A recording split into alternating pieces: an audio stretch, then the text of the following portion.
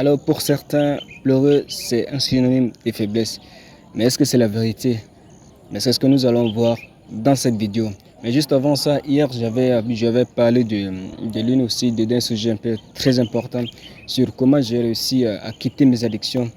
Je tiens aussi à rappeler que je vais faire une vidéo par jour sur les 7 à partir du 30, bon, à partir du 1er octobre jusqu'à le 8.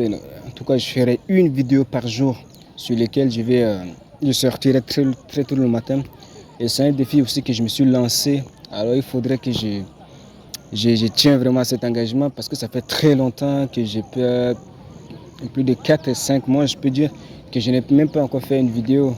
Et je vivais aussi dans cette procrastination. J'ai aussi parlé hier comment je peux aussi quitter aussi cette addiction sur la procrastination. Mais c'est en confrontant la réalité que je me sens un peu bien. Mais dans cette vidéo, nous allons voir pleurer, est-ce que c'est mauvais ou bien c'est bien de se pleurer.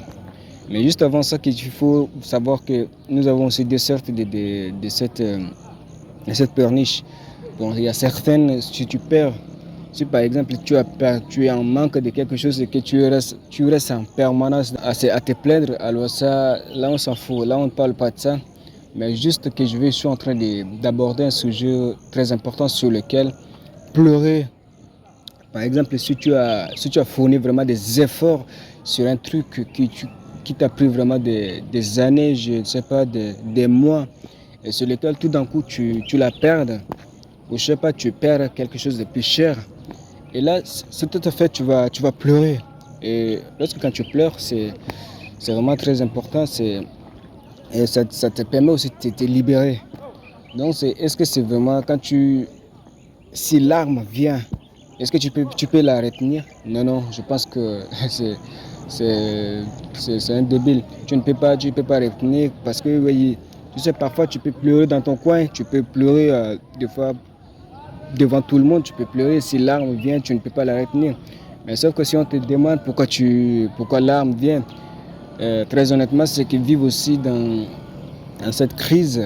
Ils peuvent aussi savoir que oui, tu as senti quelque chose de plus mal, tu as perdu quelque chose de plus important peut-être pour toi. Donc, ils peuvent facilement te comprendre.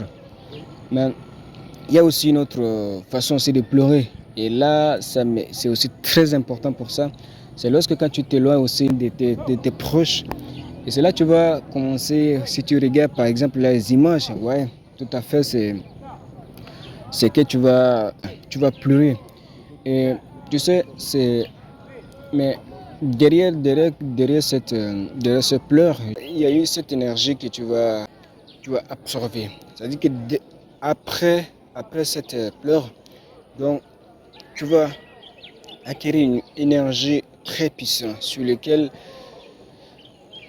tu vas voir d'abord ta mission. Pourquoi tu t'es éloigné? Parce que tu cherches à débloquer d'abord quelque chose en toi. Et tant que tu ne trouves pas vraiment la paix intérieure, tu es toujours prisonnier de travailler sur toi-même.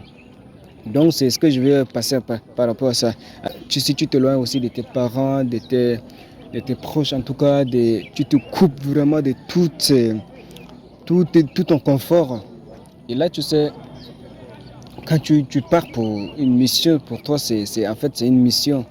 Ce n'est pas, peu importe que les autres vont parler, que tu t'éloignes, mais toi, tu as quelque chose encore à débloquer. Peut-être que tu vis aussi dans cette étape de la vie. Alors, c'est essentiel que tu te demandes d'abord euh, qu'est-ce que tu as envie de faire. Parce que c'est cette vision long terme qui va te pousser vraiment à agir.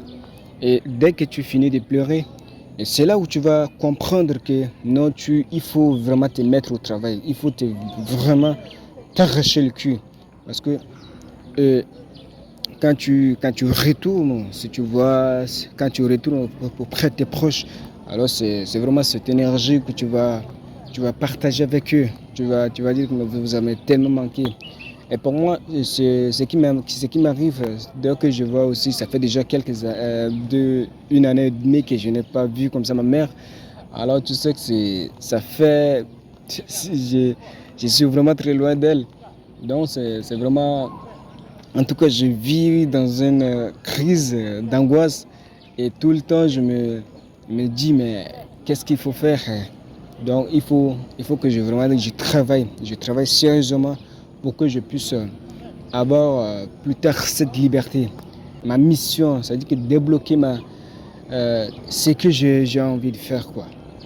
Et tu sais, ce qui devient encore une lourde tâche, c'est que j'ai arrêté aussi mes études par rapport à ça. Et tu sais, lancer ma chaîne YouTube, c'est quelque chose qui me passionne. En tout cas, même si je n'ai pas encore des abonnés, mais c'est quelque chose en fait que je me lève tout le temps et je sens que j'ai un progrès chez moi. Et tous les jours, je serais capable de travailler 5 heures du temps. Alors, si je pars à l'école, mon attention ne dépassait pas 1 heure du temps. Parce que je suis quelqu'un passionné un peu par la liberté. Je peux prendre mes propres décisions, j'assume à mes propres décisions. Voilà ce que je vais te parler par rapport à ça. Donc, je suis encore sorti hors du sujet. Mais en fait, c'est ça qu'il faut vraiment te comprendre. Parce que quand tu pleures, c'est que quand tu te libères. Et derrière ça, comme le premier exemple que j'avais dit, c'est que tu vas recommencer. Tu vas recommencer. Ça ne sert à rien à rester comme ça dans cette pleine parce que ça va du tout rien du tout changer. Et dans ce deuxième contexte que j'avais parlé sur la nostalgie, et tu sais que tu vas aussi pleurer. Et tu pleures et après tu te demandes, mais quelle est d'abord ta mission qui t'a transporté pour faire quelque chose qui te passionne. Et aussi, tu sais, il y a une autre façon dans ce planète que j'ai remarqué sur les émotions. Tu sais, dans une équipe, dans une équipe de football, même s'il y a le vainqueur et le vaincu, tous les deux camps pleurent. Celui qui perd, même le vaincu pleure et même aussi les gagnants pleurent. Pourquoi? Parce que cette émotion, je réalise que ça vient tout seul, l'excès de joie, des fois, c'est vraiment l'excès de joie, c'est ça qui te pousse vraiment à sortir des larmes. Et tu sais, quand tu rentres chez toi, c'est là où tu vas voir tes efforts que tu as fournis et si tu as apporté vraiment de la victoire et après ça devient vraiment de la joie. Et si cet effort que tu as vaincu ça, que tu as perdu, et en fait ça devient déjà une leçon que tu vas aussi de te repositionner, de travailler encore très dur pour ça. De cette manière de pleurer, là on a aussi remarqué chez aussi les joueurs que ça soit aussi dans un festival, tout, je ne sais même pas. Et en fait, c'est ça que je vais passer par rapport à ça. Donc, demain aussi, je ferai encore une vidéo. Durant cette semaine, je vais faire 7 vidéos pour me lancer vraiment ce défi. Et là, je vais tenir jusqu'au bout pour partager ce message. Et si tu vis aussi dans cette aventure de sortir de ta zone de confort, alors c'est évidemment, tu sais ce qu'il te reste à faire. Alors tu t'abonnes simplement pour être sûr de... Bon, en tout cas, tous les liens, je les mettrai en dessous de la description de la vidéo. Alors hier, j'ai réussi à quitter mes addictions. Donc ce titre c'est déjà sur le premier titre. Et le deuxième titre, ça serait, je vous enverrai ça tout de suite. On se dit à demain pour une nouvelle vidéo. Surtout, prends bien soin de toi et reste toujours fort. Bye.